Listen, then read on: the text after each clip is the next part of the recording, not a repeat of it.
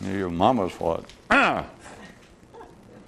Above one land floated a light, constant cloud cover, with reoccurring flashes of lightning spread thereabout therein.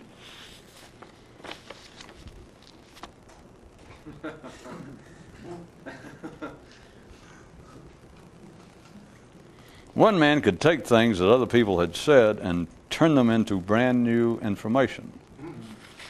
Attention, if you're ever going to get any real use out of your mind, you've got to too. One reason that men became civilized was so they could settle down in one place. And the reason they want to physically settle down in one place is because they cannot mentally. Thought was originally a rope to get out of a pit. Now it must become one to climb the sky. Straight shooters, fact. Anyone with a personal interest in the past is simple of mind. Inadequate attempts to pinpoint something can make the omnipresent seem sequential. Only those who understand consciousness know where everything is. Everything is everywhere.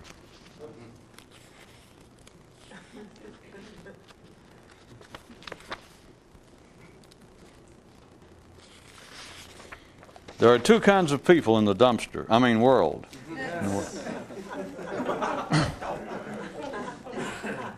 Those who look to others for thought materials and those who look solely to themselves. Presently, there's hardly anyone in the second group. Thought and consciousness. Men believe they see and hear lightning and thunder separately, even though they occur simultaneously. If you shake a tree upside down, worms will fly out. Driving in the frantic traffic of a foreign city can be frightening, whereas the same sort in your hometown doesn't seem as bad. A fresh operational description of stupidity, defending any thought you've ever had. A mystic who specifically identifies himself is no longer what? One. The more confined the public area, the more inclined it is to proclaim its educational nature, not its entertainment one. Before cows are slaughtered, their heads are put in a box, and before storms are charted, men draw squiggly lines on maps. The thinking of man will examine brain tissue through a telescope and stars with a microscope.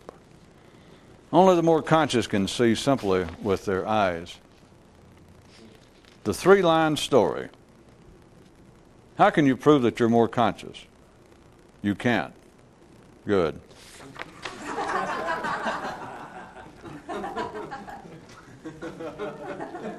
I notice no one inquired about the opposite. Far be it from me to, in an unsolicited manner, to bring it where? Up. One man named his mind, and his body parts, then told them both to stay in their place. We should write a folk song to such a man, except that it's already been done 10 million times before. Another way to tell that you're stupid and ordinary is that there are other humans that you admire. Not fear, but admire. Of course, if you're exceptionally simple and stupid, the distinction is negligible. One wolf so loved himself that he kissed his own ass. No way to run a pack, but men have gotten by with it thus far. In one land, the rain is uniform everywhere. Not knowing this causes some to get wetter than others. One guy comments, the strange thing about the simple is that they don't seem to mind being so. Come, sir, are you sure that that's really so strange? Life omnipresent, reality localized. Same as the relationship between consciousness and thought. If mystics did have a secret agenda, it would be to fuck up people's minds. One guy says that wouldn't really require much secrecy. Just like with donuts, men come in 3 varieties: glazed, semi-glazed, and jelly-filled.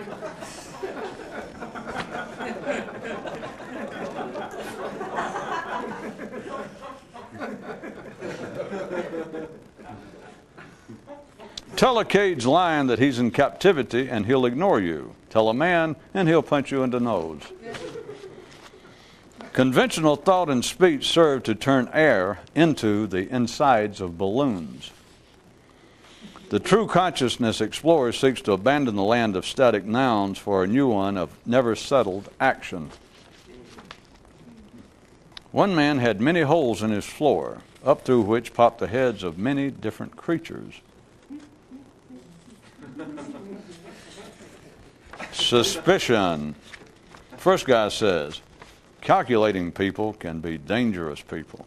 And the second guy replies, so can the none. The director told one of the actors, if you lie real still, you can pretend you're dead. To which the thespian rejoined, yeah, and if I act real stupid, I can pretend I am. And just then, acting on the audience's behalf, the producer cut him off. The nice thing about following someone else's thoughts is that you can nail down the wind without you having to wield a hammer. Armed accidents and intrusions. One man changed his name to Good Intentions and shot himself in the title. Another chap cut off his obligatory just to spite his discretionary.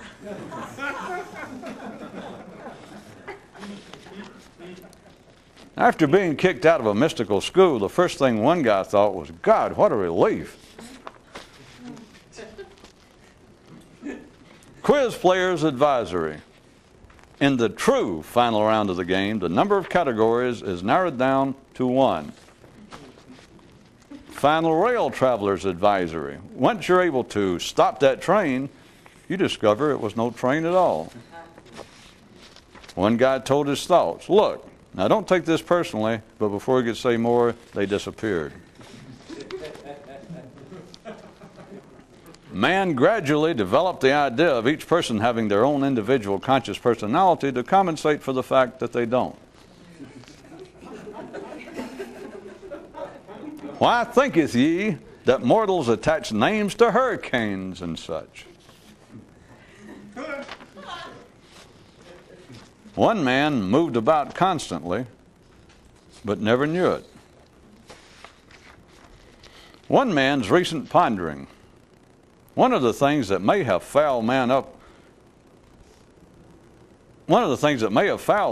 was him thinking he was special in the first place. That and learning how to read. Thanks.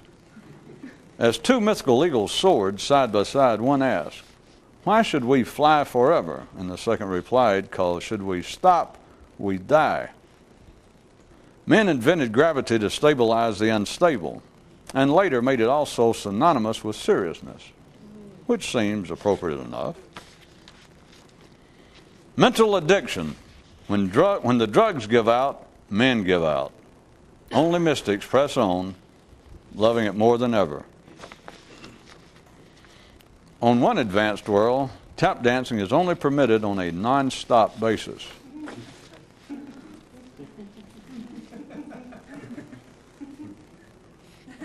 Down, boys. The reason that real mystical orders can never be found is that they never stay anywhere long enough to be discovered.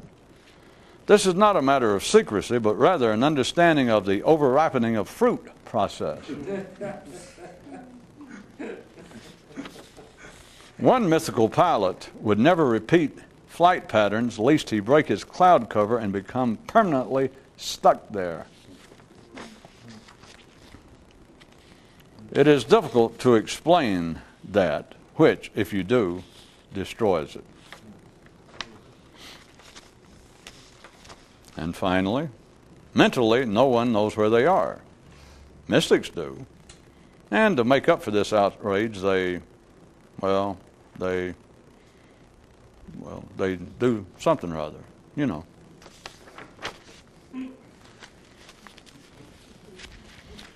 Only a cheap entertainer tries to leave with a high point.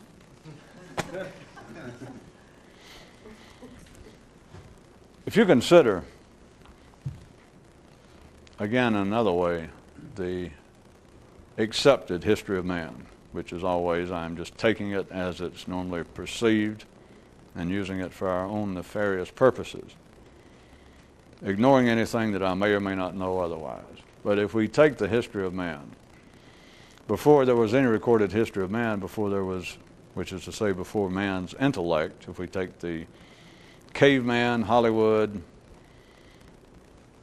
notion of Darwinian evolution, which is as good as anything else,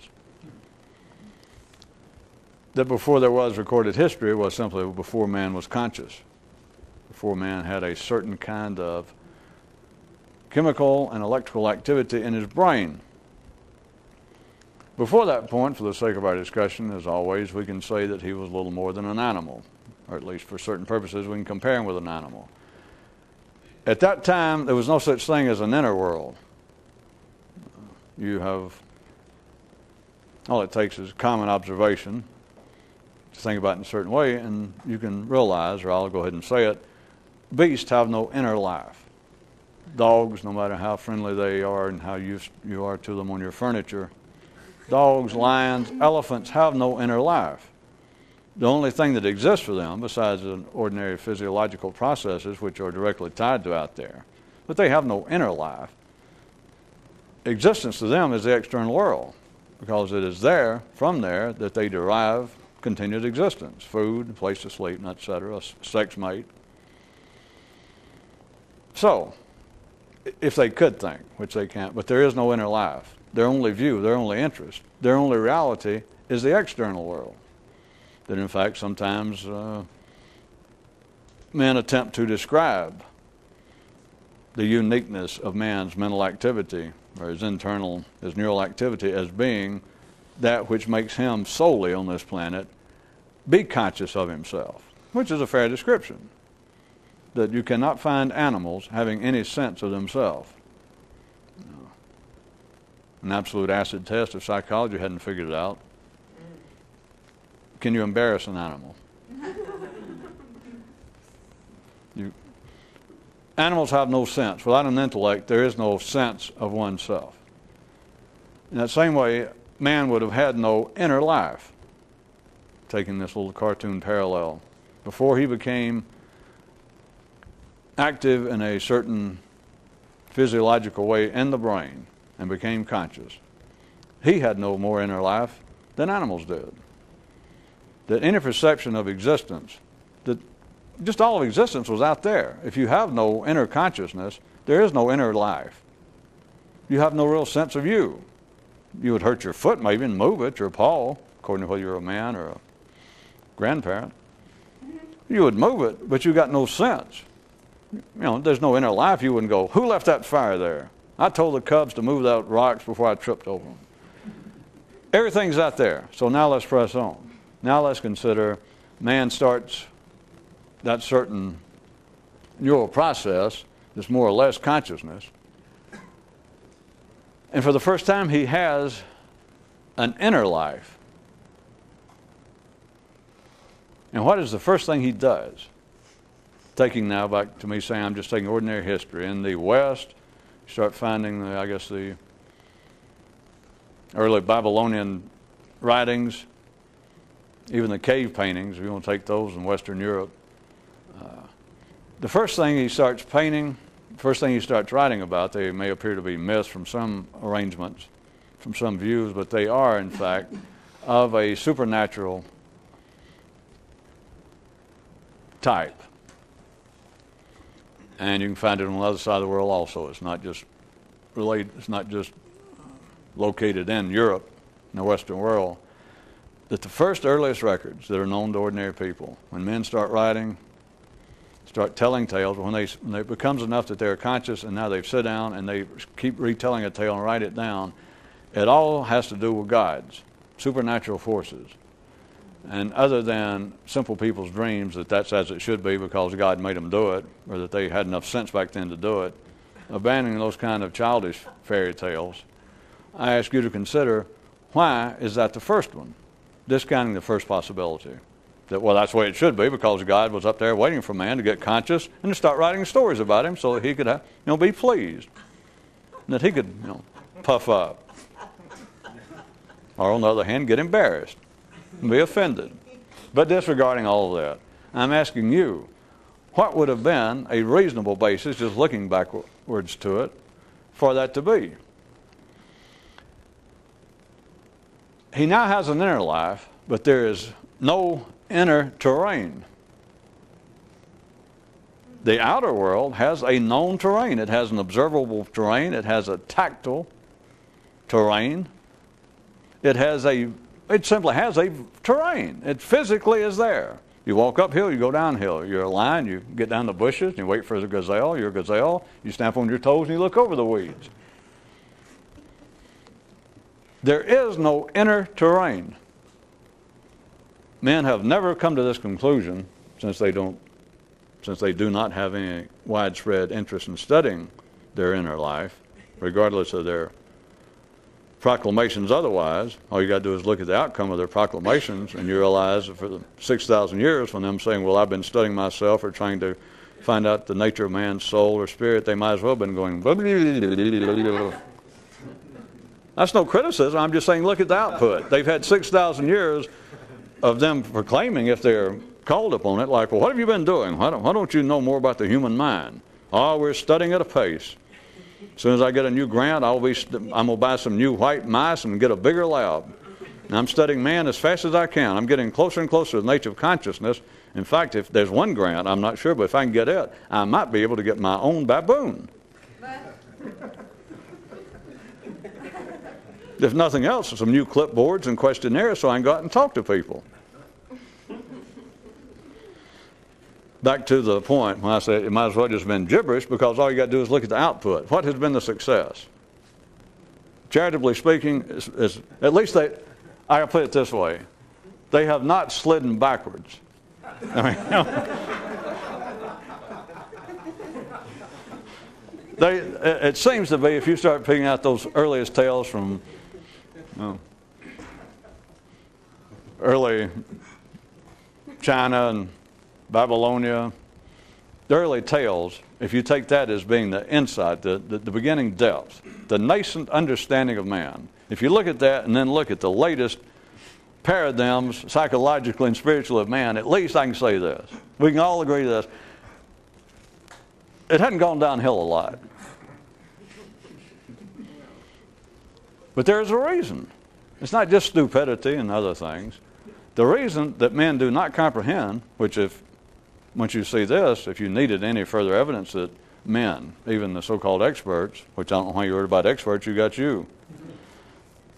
But men do not even realize that it has no inner terrain. They keep trying to map it out, and they try to, I got a new word I just made up, statisticize.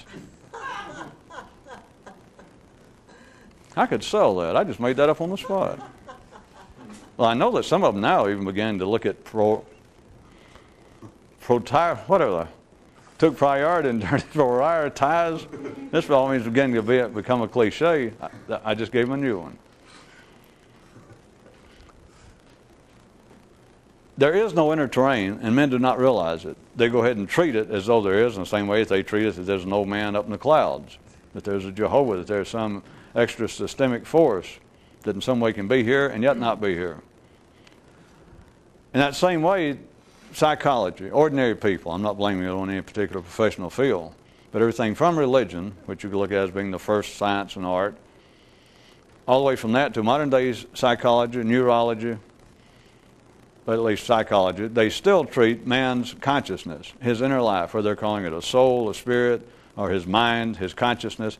They treat it as though it's going to be something that they will actually map out like they can areas of the brain, or like you can the topography of the top 40 or the bottom 40 acres of your grandma's farm.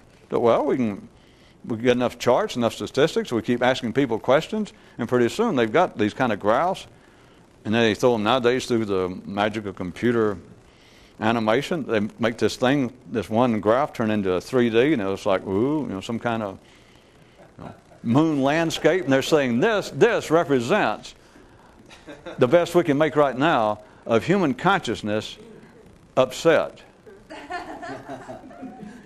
And you could see something like that and go, well, my. And it's almost artistic. And you go, isn't that something? They can say that was taken from additional computer graphics added to actual CAT scans of a person laying down when they heard how much the CAT scan was going to cost. They went, what? And so there it was actually shown on the screen and then computer enhanced. And you go, that is something that they're actually mapping. They're laying out physically, pictorially, the terrain of the human mind. No, they're not. It has no terrain. Now back to the question. Why would you suppose that the first thing people do when they begin to think, when they become conscious, is that they begin to weave tales of supernatural forces? What they're describing is human consciousness, the immediate effect of human consciousness, and it having no inner terrain. I could have slipped up on you and say they started out doing that because they had no experience with the inner world. And there it is that they suddenly have an inner life, an inner reality, and no experience, nothing to do with it. Whereas they had, let us say, thousands or hundreds of thousands of years, if you want to assume that, of wandering the planet being just nothing but a overgrown ape. That is before they were conscious. And by then they had all the experience they needed. They knew how to hunt and fish and gather and mate and gather coal and everything that all other animals do. And so they knew physically the external terrain. And here they are conscious, and they have no experience in the inner terrain, if there was one, the inner life. And so I could have started slipping up and say, so it would be not all that unexpected that they would look outward and take what was going on inside and try to make sense of it with the only tools that they had, and that was their experience with the external world. And therefore the idea of gods, or originally it was gods, it wasn't one god, it was gods. The god, they decided there was a god that sends down food at sometimes, some years, and then sometimes sends famine. There are gods that sends down good weather and then bad weather. There are gods that make me forget where I left my car keys, and the gods that, my memory is all right. So I could have started off that way. And if you were following that, that makes sense of plenty. But that's not really it. The feeling that there's external forces out there, and me now suggesting to you most strongly that all it is man's reaction to consciousness, that it is so extreme, it is so, we'll drop so and I'll go back and use unique like Dr. Johnson intended. It is unique, so unusual then, that he had nothing to base it on, nothing to compare it to, and he still lingers to varying degrees. The 6 billion population of the planet, to varying degrees, still lingers with that connection to ideas of external forces, and all it is he's trying to make sense of this. A bit more specifically, the way in which I was talking. If you take consciousness, and you take what I say, and you can take it yourself. I don't mean take what I say, but take the idea I gave you, and all you got to do is look and find out, is there an inner terrain? Now, ordinary people would say yes, because immediately they think of what they conceive of as being themselves, and that's them. Even if they never think about it in words, their inner terrain is, well, I'm Billy Bob, and inside I'm Billy Bob. If you got inside of me, you'd find Billy Bob. If you want to play Russian Kuska dolls, look inside Billy Bob, and there's an even little smaller Billy Bob sitting there running the controls, and he's here behind the control panel of my Starship Billy Bob prize. He's up here, and he's taking in all the information that comes in, he's computing it and deciding what to do. All you got to do is look. If you get past the idea of your own specialness, which again, as long as I'm there, is a beautiful distinguishing line between attempting to do such as this and everybody else on this planet. Because all you got to do is just take what amounts to a cursory glance, if you'll hold it more than a couple of seconds, and you realize there is no me. And ordinary people cannot even do that, or will not, whichever one you want. But they cannot even do that. In other words, if you told an ordinary, intelligent, educated person that you heard an idea that man had no inner terrain, that's why a man cannot plot it, that's why it cannot be mapped out psychologically, spiritually, either way. And you told a guy that you also heard someone say that what keeps people from realizing that is this continuing sense that there is a permanent sequential person in them, arising from this unstable, non-terrained, non-topographical, topological consciousness. And you told a guy that you heard that, the man would go, well, that's not true. Now, first part of that you told him could make some sort of interesting philosophical after-dinner talk, but there is a me, and it doesn't keep me from understanding anything. Contrary, me having a conscious personality and having my own mind is what has made man what he is, and what has made me, if I may humbly say so, what I am today. And you go, yeah, but I heard the guy said if you look, and you just stop and try to look inside where you think that you are in there, Professor Schwartz, and he goes, yes. If you just stop and look, there is no Professor Schwartz in there. And he simply cannot do it. Whereas anybody who wants to do such as this has got to do that at a very early age. You can't hardly get across the moat from the castle until you realize when everybody hollers, go get him, Sir Lancelot. And you know they're talking to you, but you don't bother to look around. See, because you heard the news item from last time. It was one of the tests of stupidity. You already forgot it? Good God. That is, you hear somebody holler, oh, look, it's a puppet show. And you're trying to look to see where it is. No, at any rate, if you were a good, gallant knight, if you're ever going to get past the moat and not get immediately eaten up by dragons and other beasts, as soon as you hear somebody holler, go get them, or be sure and write, sir, so-and-so, and you ain't about to look around. You know they're talking to you, but it ain't you. If you don't know that, then you'll never know anything. You can't even get going. But back to Professor Schwartz and everyone else. He could have taken the first part, if it was related to him about the idea of no inner terrain. He could think, well, ideas. Anyway, he could think all sorts of things and look at it as being a perhaps reasonable speculation. But then when he's presented with the fact that from that same source, you say, but the guy also pointed out that this lack of inner terrain is part and parcel of the fact that there is no permanent personality. There's no permanent I, although everyone thinks there is, as long as they don't look at it.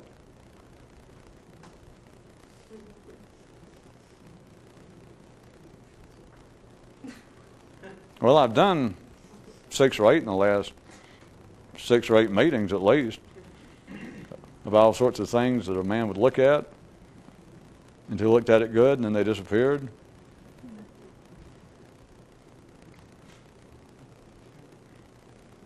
You tell Professor. The guy pointed out that there is no stable, permanent personality in one, and if you look at it, it's not there. And part of the proof is that people can't stand to do that. But you can look and it's not there, and you'll immediately forget about it. And if he tries his best, he'll go, and it'll happen. He'll go, that's not true.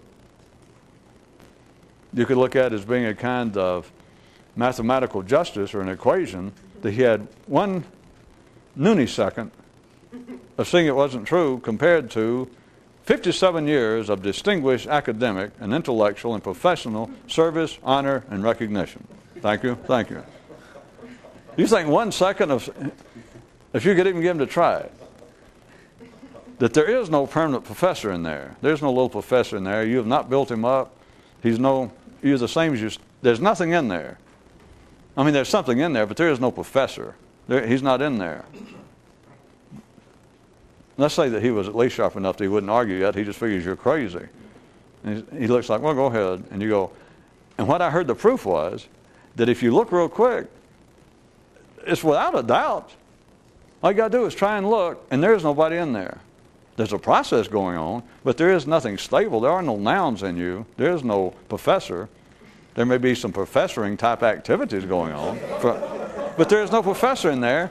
And the proof is, you'll look real quick, and you'll see it, and then refuse to admit it. Try it. He'll go, no, that's not true.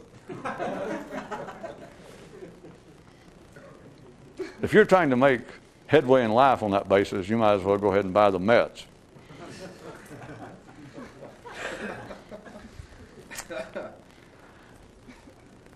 You could look at it as I did that to try and clarify what I was saying. Do you realize this is not the way it is, but it would be. The outcome could support my mathematics I just gave, the equation kind of thing, that you can get a man, if he'll try, he'll glance, and for, I guess I overdid it, a half a second. It's more than a noonish second. Well, I'm trying to make you feel better, in case you can't do it. You tell him that there is no noun in there. And the proof of it is that if any sane person looks real quick, there's nobody there. And then you'll immediately forget about it. And the professor goes, and you go, try it. He goes, no, it's not true.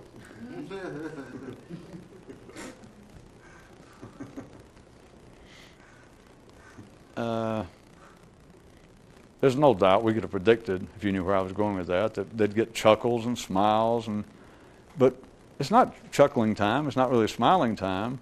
You realize that if for no other reason, you would not have to hide this kind of activity, the idea that there's some great secret work or that the secret of life is hidden from people. What if you went and put up a sign? Let's assume you knew the secret. You went, the secret. I'm dying soon, and I decide I want to. This sounds like one of those TV ads. And before my time's gone, I decide I want to share this with my fellow man. That's got selling real estate courses, though, isn't it? But at any rate, you put up a sign that I know the secret, and I am now prepared to share it. My time's not long, and I have all the money I'll ever need, and so I'll share it. And you show up and go, I've always wanted to know it. What is it? And you go, well, there's one small thing. No money or anything. But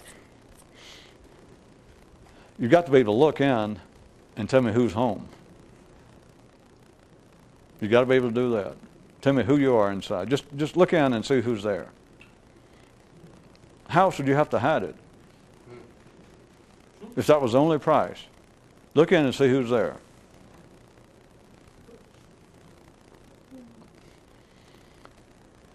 It is why any increase, any change in the consciousness of man is looked at as being an addition of a object nature. It is why it's known as the secret. It's why it's called secret knowledge. It is why the idea persists of men engaged in some sort of secret activity on a large scale, or at least on a scale visible. More than one person. So you could not have a one-person mystical order somewhere. You got to have a handful, and there's a reason for that.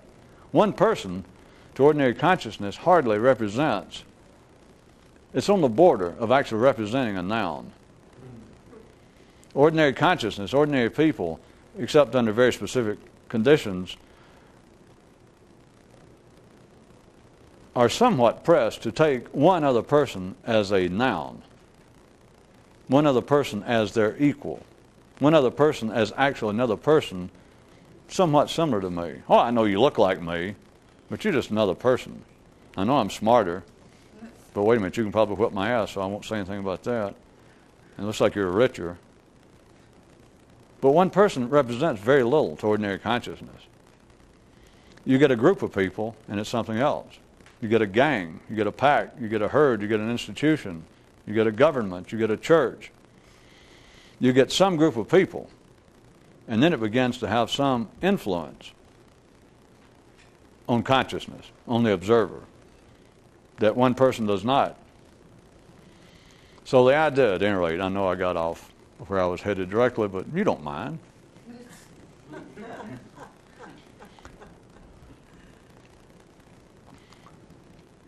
If there is no inner terrain, and a man realizes there is nothing steady going on in me. Well, I say nothing steady. After having done all this, would you like for me to reread the opening news item tonight? Above one land floated a light, constant cloud cover with reoccurring flashes of lightning spread therein.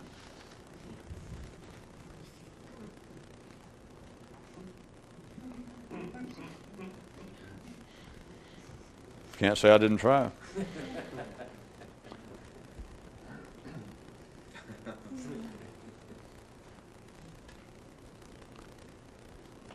There being no inner terrain, and it's not, I'm going to tell you now, it is not simply. Let me hit this for a minute. I'm assuming that you understand what I'm saying. There is no known, mappable, or mapped thus far, inner terrain of man. Now, I know they're fooling with it. I know that they've been fooling with it for 6,000, 7,000 years. But I know that in the West they would claim that they've actually been fooling with it in a serious manner, in a scientifically based manner, in some manner approaching objectivity, probably only in the last 20 or 30 or 40 years, last part of this century. They would say, we're only getting close now. We're only getting now enough statistics because they, at any rate, even they, and I assume you know, no one can say conclusively, no one has received a Nobel Prize, there is no conclusive agreement amongst professionals, amongst anybody, that somebody can draw out a model the same way they can the physical, the motor activity, the motor areas of the brain, they can plot out things. They cannot pick out human consciousness and begin to plot it. Which is why, by the way, also again, that they love the pathology of human consciousness, of the human mind. Well, it's understandable. The only thing I can say was, now, this surely should not be part of the normal terrain, simply based upon the fact that the way this person says, they say that every time that they're turning the faucet, they see snakes come out. Now, that can really cut down on personal hygiene. That can give you all kinds of problems. And so an ordinary person, a psychologist or psychiatrist, or just their mother can go, that kind of consciousness, that kind of thinking is not right. Even and you don't have to have an objective model of human consciousness. It's just simply based upon the fact that the way you're thinking is unprofitable, and therefore that cannot be the norm. If we all thought like that, humanity would be done for. At any rate, in the areas, the non-physical areas of the study of man, if you notice, including religion, who does religion like to talk about? Those who've missed it, the sinners. There's very little having to do about the saints. There's very little, saying how to be a saint. All I can do is say, well, hey, you shouldn't do that. We've been through all that. All religions say, well, don't do this, don't think like that, don't feel like that. And then if you go, well, how can I stop it? Well, just don't do it. We'll worry about that later in another life. There are no maps of man's inner terrain. There simply are not. They can say they're working on them, but you could ask any reasonable psychologist, psychiatrist, anyone, just anyone in the world that claims to have some expertise or some interest in the area, and you say, is there anything approaching an actual mapping of what human consciousness is? Not the brain, but human consciousness. And they'll say no.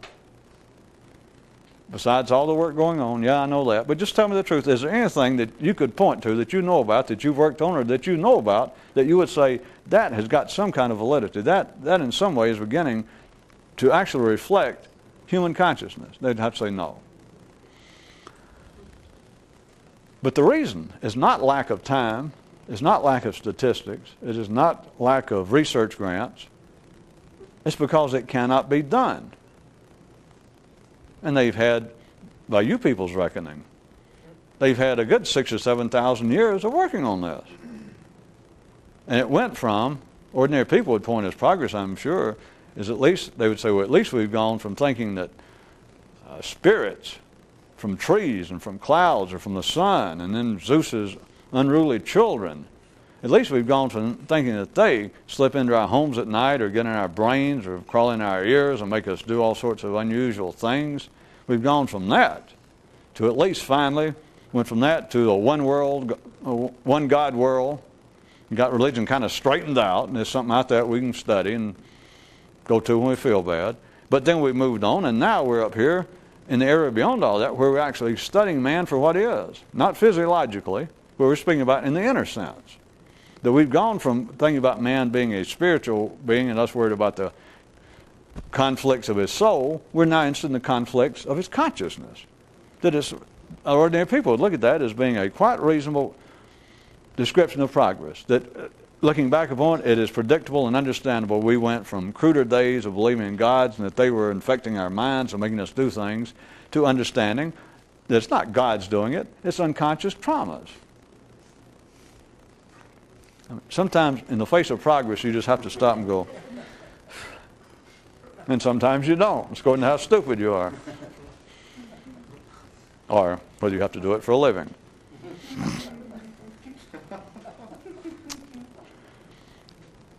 It is not that there is something lacking.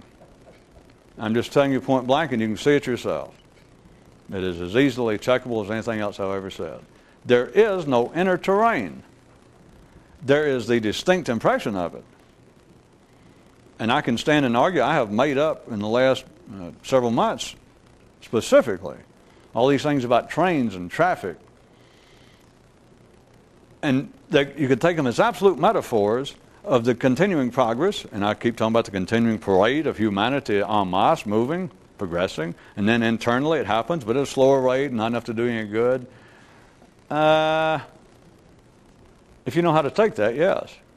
But if you take it as thoughts are, some sort of sequential train where the mind's actually moving fast enough, or maybe sometimes it backs up, never mind all that. Maybe sometimes it gets sidetracked, never mind all that. Yeah, but at least I understand there is a continuing me.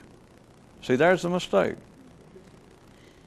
You take this thing continually running as being continual proof if you have to think about it, which ordinary people never think about, is this me? If ordinary people ever start thinking like that, they realize they're going crazy.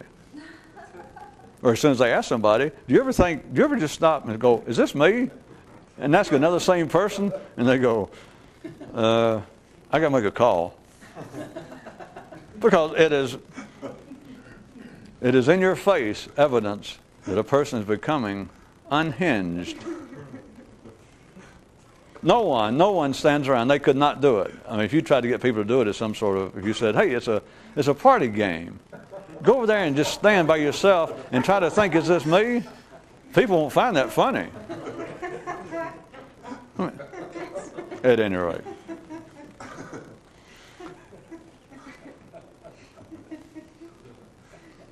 You know, I have made it sound, or I can make it sound, as though it's the ordinary mind's fault. Now I can make it sound, I tried to make it sound a bit more specific, that it's thoughts themselves. That the mind, we shouldn't even say that because that infers an actual object, a thing.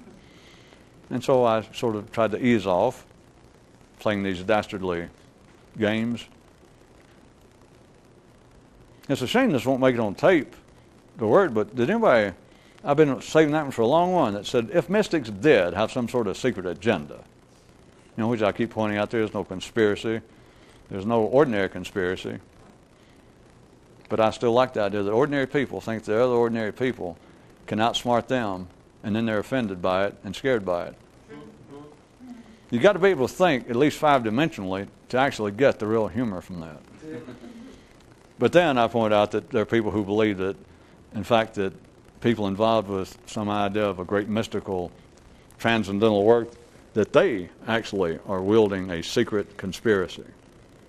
And so the news item said, if mystics did have, if it were true, just rhetorically speaking, if they did have a secret agenda, it would simply be to fuck up people's minds. And that would be true. Of course, it may not be rhetorical. It's not actually to fuck up ordinary people's minds, because if they hear such as this, they just go, funk that, the hell with that. They turn on another station. They go, that's what the hell is that? That gives me a headache. So we ignore ordinary people, but it would be to screw up your mind. That is, for anybody would actually listen. Yes, we're here to talk about the Great Awakening, but there's actually a secret agenda. What they have in mind is they want to fuck up your mind. Well, you got to. Else you'll sit around the rest of your life going, all right, wait a minute, let me get my pencil. Because I can tell you're going to get serious, and I want to get some good notes tonight. Well, perhaps if you would reverse and put the soft down on the paper, wouldn't it? At any rate, in a certain way, if you were listening, I could make it sound as though it was thoughts themselves, not the mind. Because the mind ends up being the same thing as what people think of as their stable personality. But you think of the mind as being an actual something, that there's a mind somewhere hiding down in the brain somewhere, but then it's the same thing as there's a Professor Schwartz in there. There's a Billy Bob in there somewhere. So you could look at it, you could believe that you were in fact expanding your intellectual vistas and look at it as being, well, not the mind, but that which takes place in the mind, the thoughts. And then if you make a weekend warrior's efforts, periodically you try to look up and see what's going on, and you catch the tail end of this rat running out the door. You can see his tail, or you see the caboose of this train again, right through, right into the tunnel and outside. But you get glimpses of it. But as soon as you look up, it's gone.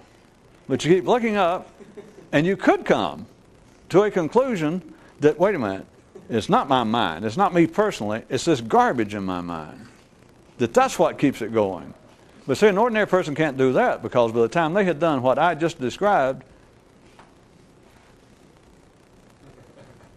the garbage is back rolling. The garbage is back proceeding full blast. Because as soon as you go, well, wait a minute, the garbage train is back on track. But then every time you try to look up, you can begin to think, well, it is the thoughts. It's the thoughts themselves. That's what I should be dealing with.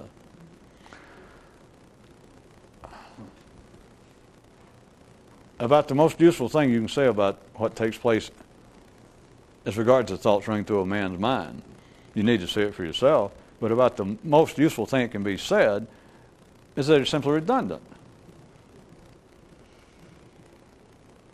In ordinary people, they believe that there's all sorts of unique qualities, flaws, dark corners to be investigated, which is just a hobby. But if you're trying to get away from all of it, there's not really much else to be said. And at first you can say, well, I've got horrible thoughts. You wouldn't believe the horrible thoughts I have. Oh, yeah, I would. Oh, no, you wouldn't. Yeah, I would. Really? Which is another interesting. And then people get kind of like, ooh, I didn't know you knew. And then they get embarrassed and they go, I know you don't. They're redundant. People think, well, I have all kinds of real yucky, icky thoughts.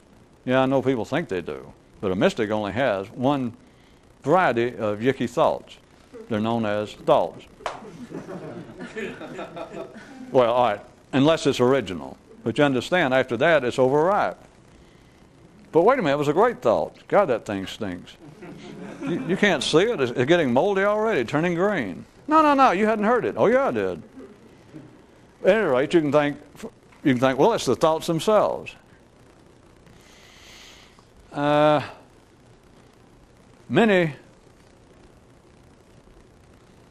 Much of the historical, mystical effort, that known, that recorded, that which is turned into religions, that which is still attempted to be pursued through certain disciplines, much of it, along the Buddhist line being the easiest one probably to describe quickly, is that it is direct work on thoughts.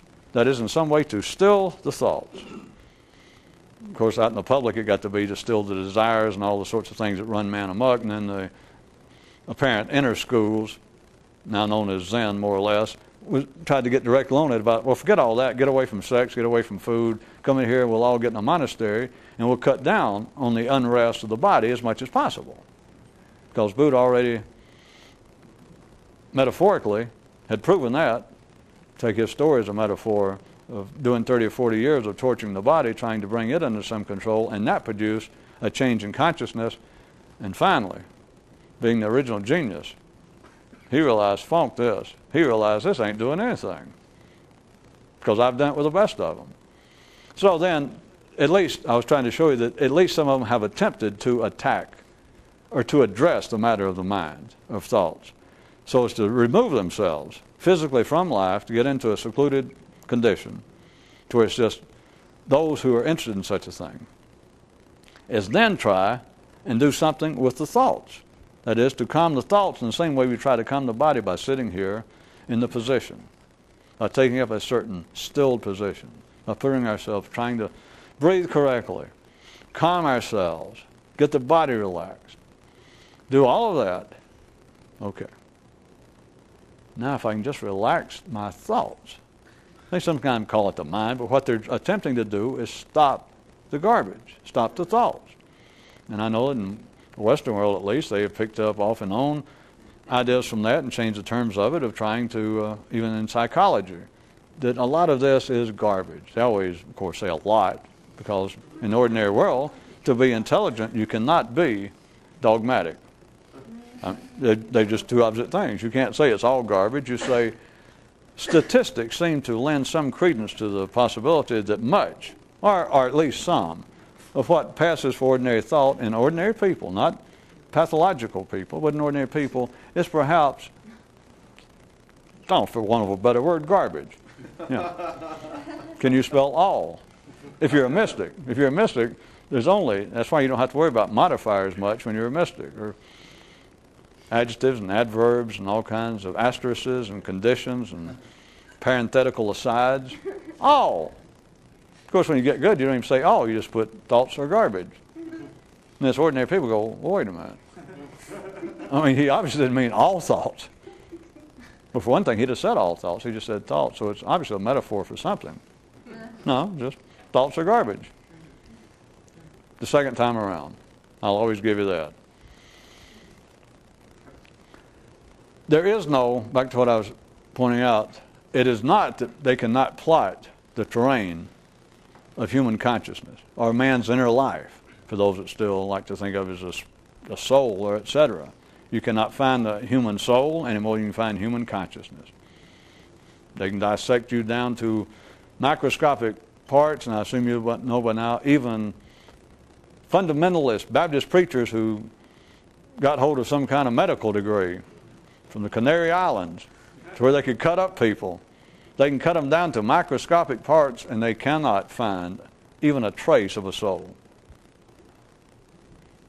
But you don't have to feel bad. Psychologists and psychiatrists, with the help of some neural surgeon, they can cut up your brain down to the point that it's just a dot on a piece of paper, not even a sign of consciousness, not even a signal.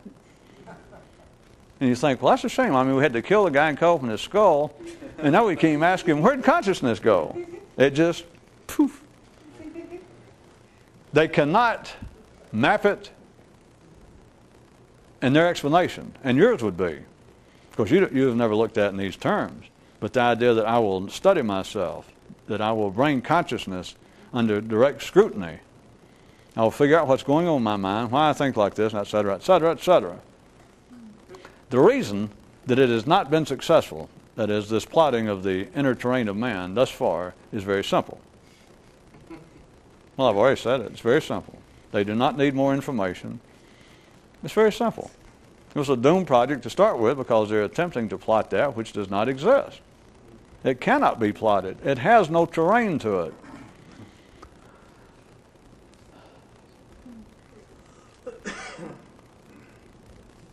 You want to get real technical about the land over which floated a light cloud cover?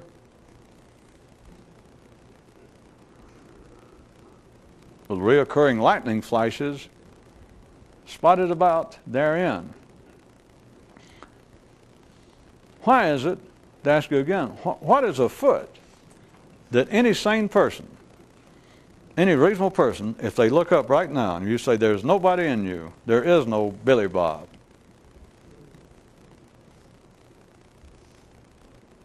and it momentarily, an ordinary person cannot deal with it, and they will not necessarily go, yeah, you're right. But momentarily, they're aware of it. And that's not even the right description. I'm going to put it to you what it is they have suddenly forced, it is an enforced, artificial pause between lightning flashes in the cloud cover, and they're suddenly disoriented. They momentarily are not. They are momentarily one version of being more enlightened, if that had been their aim. My question I was presenting to you, how can that be?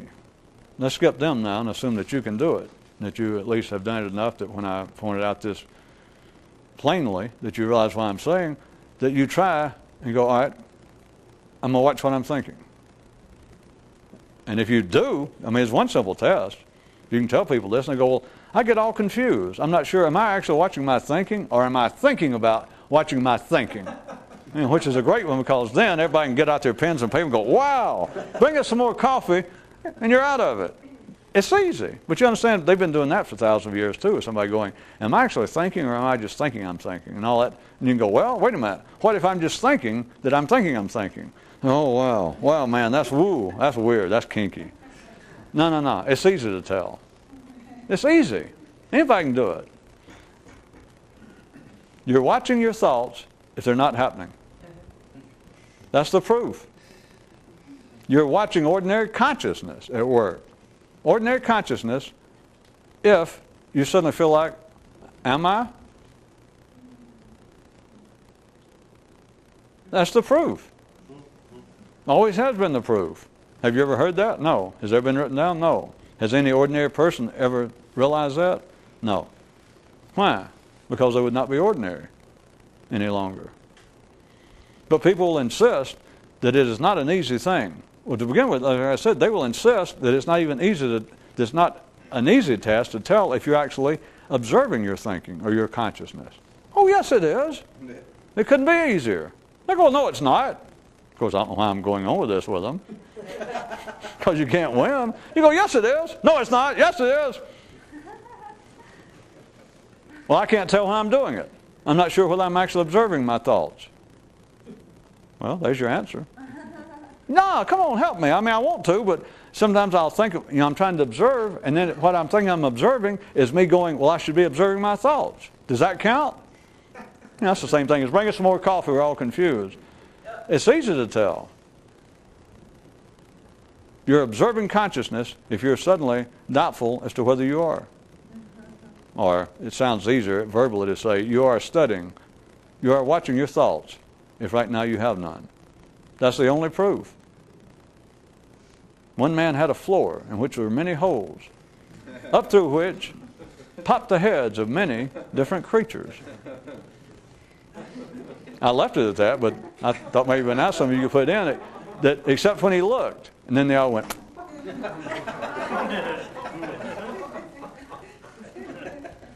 Is tape out? Yes. Okay. Good. I didn't have anything else to say.